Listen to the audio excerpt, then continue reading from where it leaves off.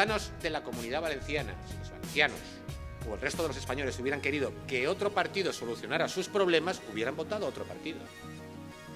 Aquí en la Comunidad Valenciana hemos obtenido el mejor resultado de nuestra historia. En España hemos obtenido el mejor resultado de nuestra historia. Los ciudadanos han dicho, queremos que vosotros nos saquéis de esta situación. Y por eso nos han votado vosotros. Si nos hubieran votado al Partido Socialista, hubieran votado al Compromís, hubieran votado a Izquierda Unida, hubieran votado a UPyD, hubieran votado a quien fuera. Por lo tanto, tenemos que asumir esa responsabilidad. No hacerlo sería de cobardes. Y nosotros, de luego, no somos unos cobardes.